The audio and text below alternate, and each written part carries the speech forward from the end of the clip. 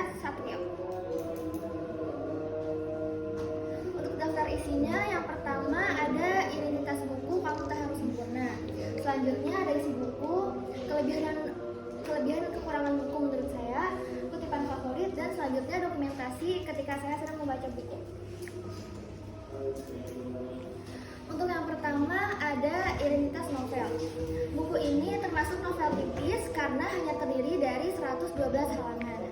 Buku ini ditulis oleh Anastasia Satrio yang diterbitkan pada tahun 2023 oleh Yerama Widya dengan rating usia mulai dari 13 tahun. Selanjutnya adalah isi buku. Banyak orang hidup dalam banyak ekspektasi, entah itu dari keluarga, teman, ataupun lingkungan sekitar. Kita sering merasa harus selalu menjadi yang terbaik, selalu sukses, atau memenuhi standar kesempurnaan yang sebenarnya itu sulit dicapai. Akibatnya banyak dari kita yang terkadang sering merasa overthinking, kecemasan, ataupun rasa takut yang berlebihan akan kegagalan. Buku Kamu Tak Harus Sempurna karya Anastasia Satrio ini merupakan buku self-improvement yang mengajak para pembacanya agar lebih menerima diri sendiri tanpa adanya tekanan untuk selalu menjadi sempurna.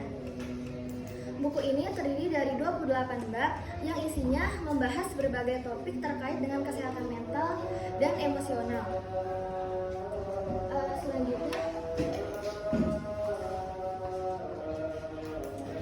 buku ini membahas berbagai topik mengenai kesehatan mental.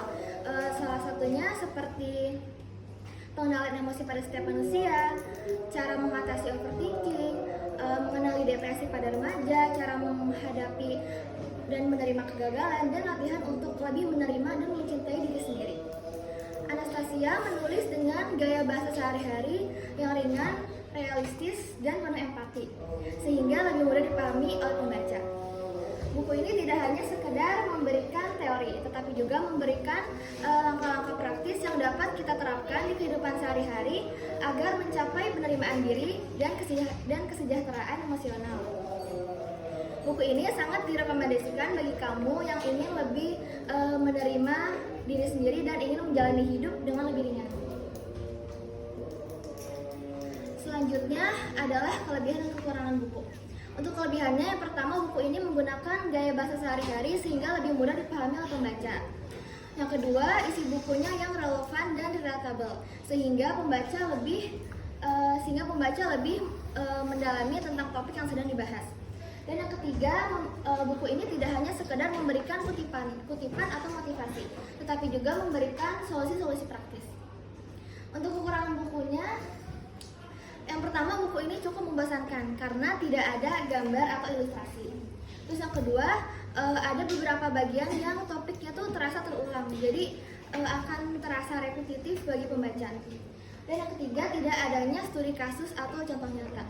Jika kalian sedang mencari buku yang lebih berbasis dengan penelitian ilmiah atau penuh dengan studi kasus nyata, mungkin buku ini akan kurang memenuhi ekspektasi kamu. Selanjutnya adalah kutipan favorit. Kutipan favorit atau istilah zaman sekarang adalah quote. Quote favorit saya di buku ini itu oleh Ivan Lanin, yaitu cemburu adalah mempertahankan sesuatu yang dimiliki, sedangkan iri adalah menginginkan sesuatu yang tidak dimiliki.